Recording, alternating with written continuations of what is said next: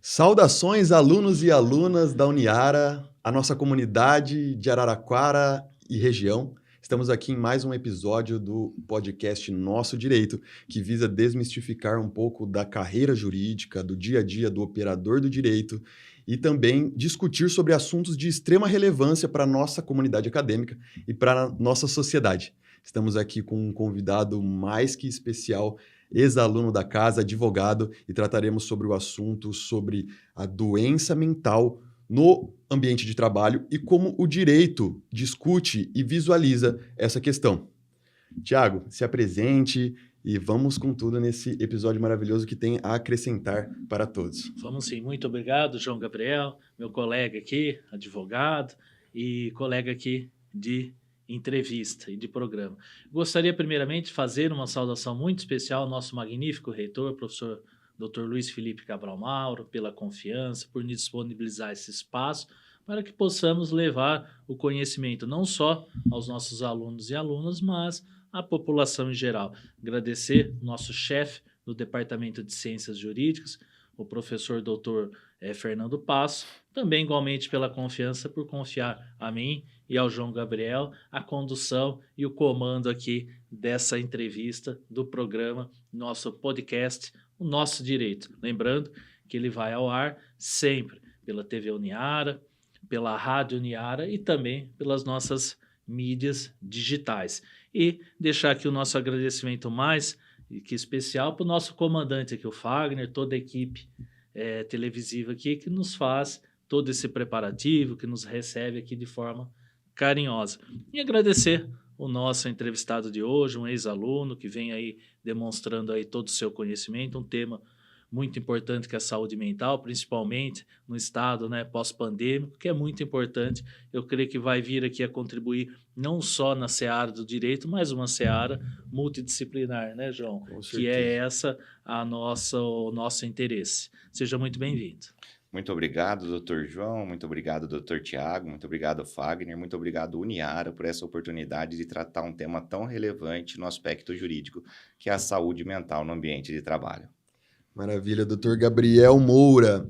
Doutor Gabriel, a gente, como o nosso podcast ele vem para também conhecer e destrinchar um pouco da carreira do advogado, da carreira do operador do direito, a gente gostaria de conhecer melhor quem é o doutor Gabriel, como foi a trajetória durante a universidade, como foi a escolha da carreira jurídica que hoje você atua e conta um pouco dessa sua trajetória de sucesso para que nossos alunos possam se inspirar e entender como pensar, como estruturar a mente para uma carreira, para um mercado de trabalho aberto para bons profissionais, né? João, eu acho que essa é a parte do bloco que eu vou mais gostar, né? Porque de todas as entrevistas que eu participei, esse podcast é o único que dá a oportunidade de eu explicar minha trajetória profissional. Maravilha. Parabéns pela iniciativa e parabéns por modular esse primeiro bloco. Perfeito. Então, vamos lá. Quando eu escolhi o direito, né, assim, a princípio eu estava escolhendo uma das áreas dentro das áreas de humanas, né? Assim, eu sabia que eu ia ser um advogado ou um magistrado? Eu não sabia, né? Eu sabia que eu tinha afinidade com a parte de humanas, com a parte, né, de comunicação, que eu gostava de me comunicar, e eu sabia que eu era muito questionador desde pequeno. Quando eu fazia catecismo, às vezes a professora explicando, né, a questão da trindade e tudo mais, ela falava assim, não, porque Deus é o pai de Jesus. Aí uma vez eu falei, tudo bem, professora, Deus é o pai de Jesus, mas quem que é o pai de Deus, o avô de Jesus? Aí ela falou, ela já convidou minha mãe para o próximo domingo lá para interpelar minha mãe, falou, olha, ele é muito questionador e tudo mais, né? Aí um outro episódio engraçado foi no Dia das Mulheres, né? Eu, com aquele pouco conhecimento que criança tem, né? A professora explicando, não, mas mulher é igual a homem e tudo mais, os direitos são os mesmos. Aí eu falei, professora, mas se mulher é igual a homem, por que Deus mandou um filho homem para a terra e não mulher? Aí a professora falou, Gabriel, tem duas coisas que é muito complicado com você, o seu ímpeto questionador e o catolicismo, que você não consegue dissociar da sua personalidade. Aí com o tempo eu fui assimilando as questões, né? Mas sempre gostei de questionar. Às vezes meu pai brincava comigo, eu falava, pai, todos meus amigos vão. Ele falava, mas você não é todo mundo. Eu falava, mas mas não está bem fundamentada a sua decisão. Ele falava, eu quero melhores explicações, né? E aí, com essas brincadeiras e sempre querer questionar, né, inquirir, saber a razão, a fundamentação de tudo, falei, bom, optei pelo mundo jurídico, optei pelo curso acadêmico de Direito, né? Mas eu confesso que quando eu comecei a fazer o Direito, começaram a surgir aquelas dúvidas, porque assim, eu não tinha ninguém na família que era advogado, e eu não sabia que rumo eu ia seguir. Eu falei, meu Deus, será que eu presto concurso? Será que eu insisto na advocacia? O que eu vou fazer? Né? Aí bate aquela insegurança, aquela ansiedade, aquela questão da diversidade de áreas que tem no direito, né? A gente tem direito empresarial, direito civil, direito imobiliário, ambiental, tributário, trabalhista. Eu falei, meu Deus, e agora? Falei, Nossa, todo mundo, né, Thiago? Você, Sim. com certeza, também na época de universidade, passou pelo mesmo questionamento. A grande questão é a seguinte, nós ficamos naquele dilema, vou começar a faculdade, vou passar no vestibular, ingressei na universidade, vou terminar o curso, depois vem, né, o grande bicho-papão que é o exame de ordem, né? Hoje, sem o exame de ordem, né, você não consegue atuar em nenhuma carreira, né? Então, você fica nessa celeuma, nesse dilema. E depois escolher a sua carreira, pública, privada, né? Exato. É um desafio para todos. Um grande desafio. É muito desafiador, né? E como qualquer desafio, ele traz aquela ansiedade, aquela insegurança de saber se você está fazendo a escolha correta. E o que acontece? Quando eu prestei o OAB, por incrível que pareça, eu prestei na área penal, porque era uma área que era um pouco mais fácil, tinha apenas 5 peças. Eu lembro até hoje a peça que caiu no meu exame, eram memoriais. Então, eu prestei na área penal e tudo mais, aí iniciei a advocacia pensando em concurso público, né? Pensando em concurso público, falei, bom, já que não tenho ninguém na área da advocacia, eu vou tentar concurso público, né? Só que assim, eu tive que começar advogando para me manter os meus gastos, as minhas necessidades e conciliar isso com os estudos para concurso público. E foi aí que a advocacia começou a ganhar meu coração. Porque eu falei, poxa, o juiz é uma pessoa que ele fica muito inerte. Se ele não for provocado, ele não pode fazer nada. Eu via muito mais a figura de um justiceiro no Ministério Público e na advocacia do que no próprio juiz. Eu falava, é o advogado quem vai apresentar o conflito de interesses ali, daquela pretensão resistida, o caso para ser resolvido perante o juiz. E se eu fosse um magistrado, eu ia ser aquela pessoa inerte, que às vezes mesmo me defrontando uma situação de injustiça, eu ia ter que esperar que alguém me provocasse para isso. Então eu falei, peraí, estou começando a gostar da advocacia, né? Só que qual que era o dilema? A advocacia ainda não me dava aquele dinheiro necessário para que eu pudesse ficar só na advocacia. Aí eu falei, meu Deus do céu. No início da advocacia eu era generalista, fazia todas as questões, fazia civil, criminal e tudo mais, né? E aí aconteceu um episódio muito interessante, foi assim, meu pai foi mandado embora de uma firma que ele trabalhou por 40 anos, né? E eu fiquei muito insatisfeito com isso aí, eu falei, nossa, eu não acredito, demitiram meu pai dessa maneira, sem pagar até as verbas rescisórias, né? Mas nada que acontece sem a providência divina. Nessa situação do meu pai ter sido mandado embora, eu posso falar que 30% dos trabalhadores dessa empresa procuraram o meu escritório. E foi aí que começou o progresso e o sucesso dentro da minha advocacia. Você vê, de um problema, às vezes, que eu enxergava como uma tragédia, Deus trouxe uma solução para que eu escolhesse minha profissão, o meu caminho e a trilha que eu fosse seguir, né? E aí as coisas começaram a dar certo. O pessoal começou a falar, o doutor Gabriel é especialista na área trabalhista. Eu não era, mas eu já comecei a assumir essa titularidade, essa postura. Eu falei, não, sou especialista na área trabalhista, só faço trabalhista, né? Legal. Então, comecei a assumir essa postura e tudo mais. E aí eu lembro de um episódio, né, que aconteceu com meu avô quando eu ainda estava no ensino médio, eu não era advogado, né? O meu avô entrou com uma ação, né, contra uma empresa muito grande, uma companhia de suco. Ele tinha uma perda auditiva, mas o laudo acho que foi desfavorável. Eu não consultei os autos, porque eu estava no ensino médio, não tinha nem conhecimento como se fazia uma consulta aos autos, né? E minha avó questionava assim, poxa, como é que pode o seu avô perder uma ação dessa? Era causa ganha, né? E eu ficava me questionando, eu falei, meu Deus, né? Eu falei, será que o advogado negligenciou? Será que ele não era especialista, né? Você levanta N hipóteses, porque você não sabe, você não tem o conhecimento jurídico para saber como de fato as coisas acontecem. E o que acontece? Meu avô faleceu, né? E eu não pude fazer a defesa dele. Mas uma coisa muito bonita que acontece comigo, quando um trabalhador ou um faxineiro vai no meu escritório, é como se o universo me devolvesse a possibilidade de defender o meu avô. Que legal. Que eu não consegui defender. Naquela Poxa, ocasião que daquela ação, né? Exatamente. é Então, uma por isso que eu coisa faço com tanto divina. empenho, com tanto carinho, e é o que eu falo para vocês, mais do que o dinheiro, faça aquilo que faz os seus olhos brilharem. Aquela vocação da alma, de realização da justiça, de entregar o melhor serviço que você pode entregar para o seu cliente. Que legal. Sempre falo que o que me brilha na advocacia também, o professor Tiago vai poder confirmar isso, é a gente poder ser a porta-voz da insegurança das pessoas, né?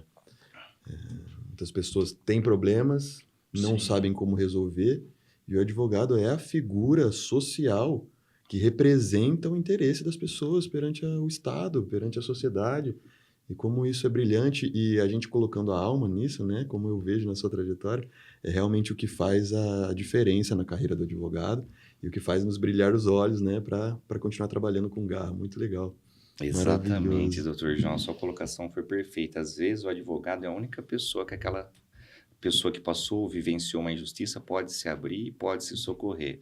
E como eu disse, eu posso não ter tido a oportunidade de defender o meu avô, que era um faxineiro, mas todos os faxineiros que passam no meu escritório é como se eu estivesse defendendo o meu próprio avô.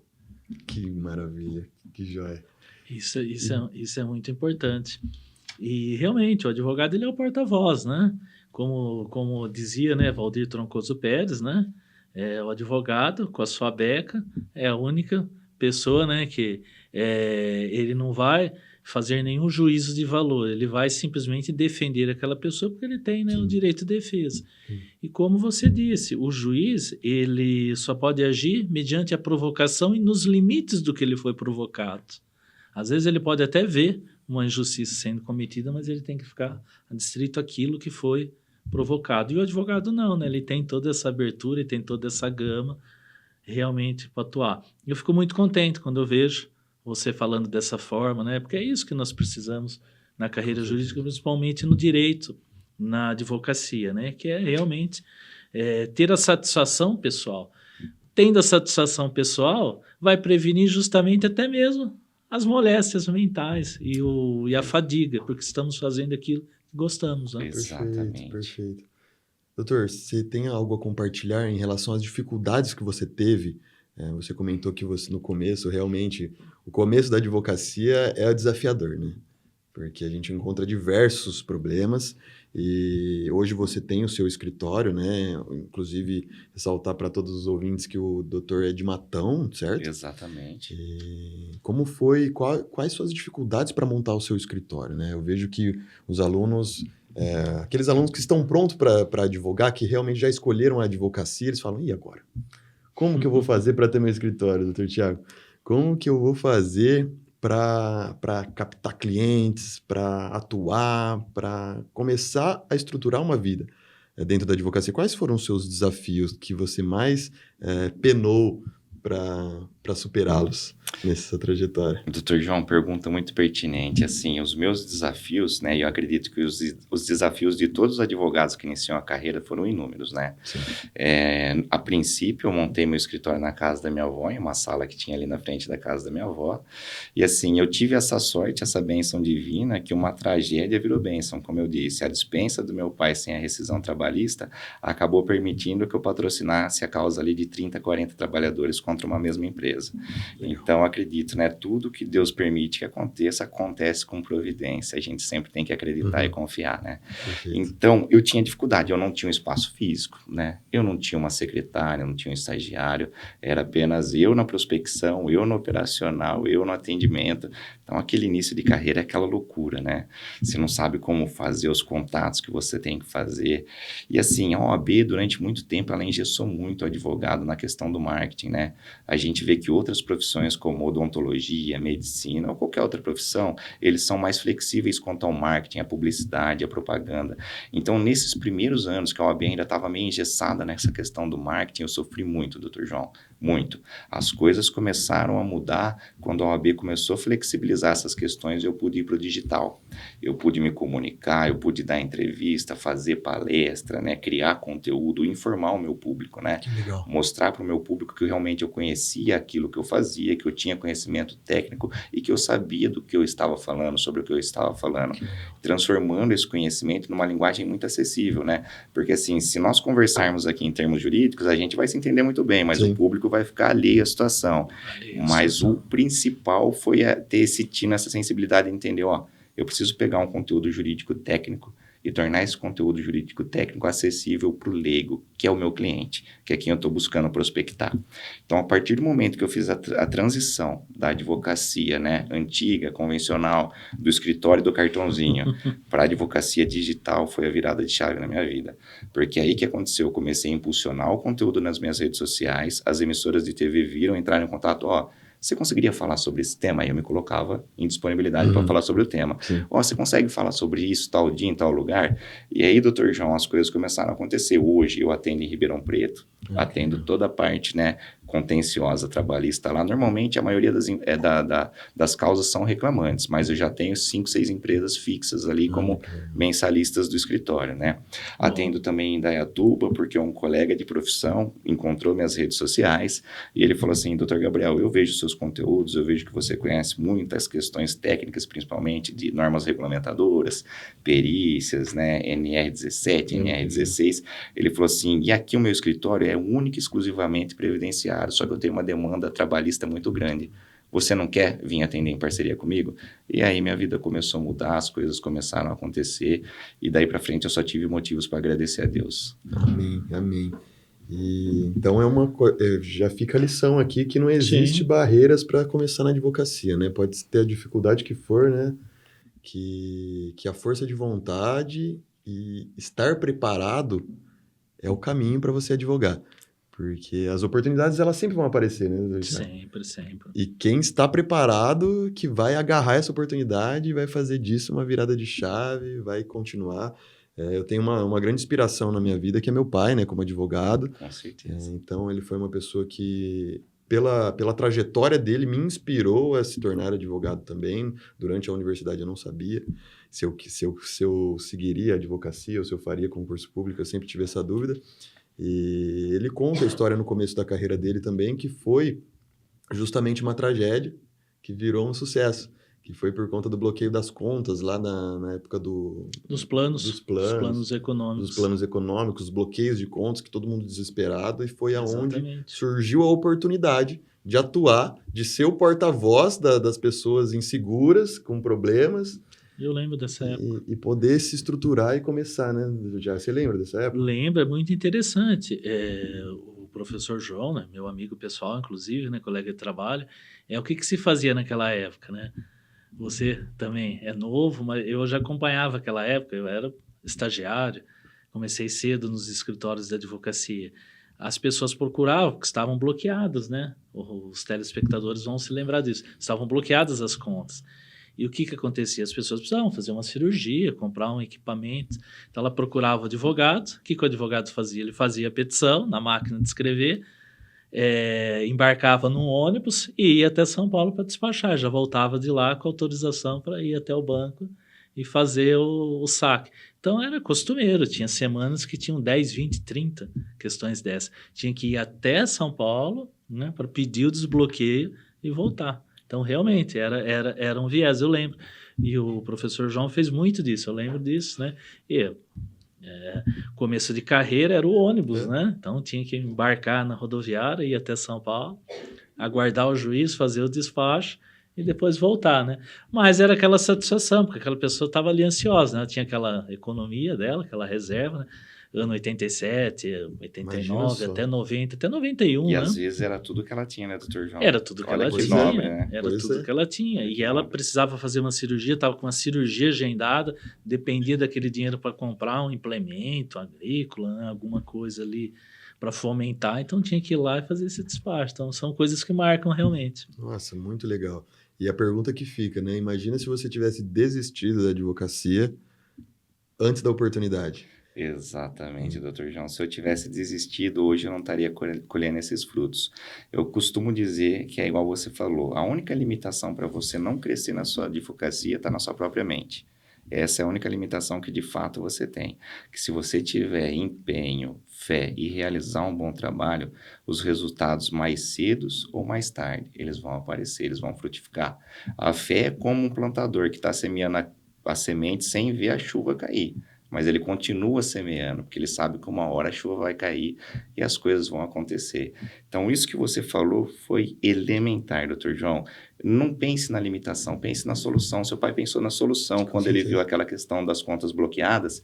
Ele falou, peraí, hoje eu vejo uma dor dos clientes, agora eu preciso trazer a solução para essa dor. Perfeito. E ele fez isso com maestria, com o coração, porque ele sabia que muitas vezes essas pessoas, os valores bloqueados era tudo que elas tinham para se manter. Maravilha. Então, eu acho isso sensacional. Exatamente. Assim, eu acho a advocacia muito nobre. A gente precisa começar a enaltecer a advocacia novamente no Brasil. Durante muito tempo, as pessoas só enalteciam a figura do magistrado, do promotor, e tratavam o advogado sem o devido respeito. Não.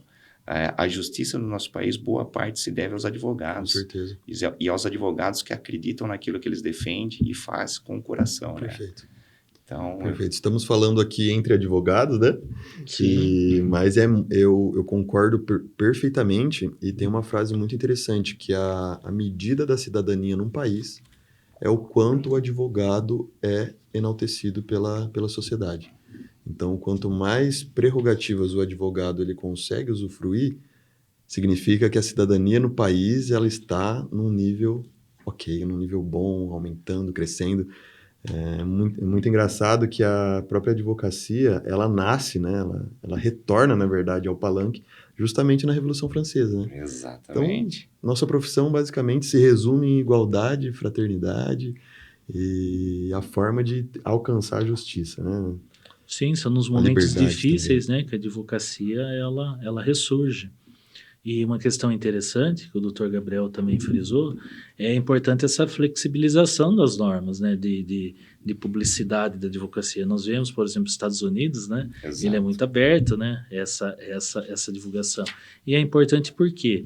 Porque dentre essa gama de você divulgar a atividade da advocacia, você leva um conteúdo jurídico. Então, você não está fazendo pura e simplesmente uma propaganda. Você está levando conhecimento jurídico e dizendo, se você precisar, procure o seu advogado de confiança. Exatamente. Então, quer dizer, é uma cidadania a publicidade. Não é só pura e simplesmente a divulgação de uma profissão do seu trabalho, né? Tem todo um conteúdo por detrás disso. Exato. Está trazendo conhecimento de qualidade, né? Eu não sei se a gente tem tempo nesse primeiro bloco, mas eu tive uma experiência, né, que a gente conversou nos bastidores do intercâmbio. E aí eu fui entender a importância da advocacia. Eu fui fazer um intercâmbio e não faz muito tempo, não. Faz questão de um ano e meio, né, para desenvolver mais o meu inglês. Sempre gostei da comunicação em inglês e tudo mais. Só que lá você não pode advogar, você estuda meio período e trabalha meio período em outros trabalhos informais, né? Kitchen porter, waiter, que seria garçom, cleaner, na parte de limpeza. E aí eu valorizei mais ainda aquela vocação natural que eu já tinha de defender o trabalhador, porque eu vi o quanto eles são negligenciados, né? O quanto eles se tornam anônimos, às vezes mesmo prestando serviços de extrema relevância para uma sociedade. Porque limpeza, se as pessoas que trabalham na limpeza pararem, a sociedade vira um caos, né? Mas as pessoas não conseguem enxergar com essa importância o valor de cada profissão e de cada trabalhador. E lá, né, numa dessas situações, eu estava lá fazendo um atendimento como garçom no restaurante e chegou um cara assim num carrão, um carrão lindo, lindo. Falei, bom, deve ser um empresário, porque todos os profissionais na Europa, eles têm praticamente o mesmo salário, porque lá eles primam por assim, não deixar distanciar muito uma classe social da outra e pulverizar bem o poder aquisitivo. Legal. Mas essa pessoa se despontava. Logo pensei, falei, bom, é dono de uma grande companhia, né? Deve ser um empresário bem-sucedido. E eu perguntei para o meu amigo, que era um mexicano, falei, quem que é esse cara? Ele falou assim para mim, esse cara é advogado. Eu falei, não, você está brincando. Ele falou, não, esse cara é advogado. E o respeito que esse advogado tinha pelo dono do estabelecimento, por todas as pessoas, né? Aí eu brinquei com meu amigo, falou, lá no Brasil eu sou advogado também. Eu não sei se você acredita ou não, legal. Mas lá no Brasil eu também sou advogado. E aí eu vi o respeito que a figura do advogado tem na Europa e nos Estados Unidos e que carece muitas vezes no Brasil. O advogado lá, ele é mais respeitado que os próprios juízes, que os próprios ministros da Suprema Corte. É uma das profissões melhor remuneradas na Europa e nos Estados Unidos. Legal. Aquela série Suits, ela retrata a verdadeira realidade dos advogados fora do Brasil, porque eles podem fazer o marketing deles, a publicidade deles, eles podem colocar o outdoor, e assim, as pessoas entendem a importância de um advogado na Sim. construção de uma democracia. Isso é muito legal e é muito importante a gente retomar essa importância do advogado na nossa sociedade. Sim. Vamos aproveitar esse momento e fazer o encerramento desse nosso primeiro episódio e a gente volta a conversar sobre o assunto importantíssimo que é a saúde mental no ambiente de trabalho e como é a visão do direito em relação a isso. Então voltamos em breve para essa próxima conversa.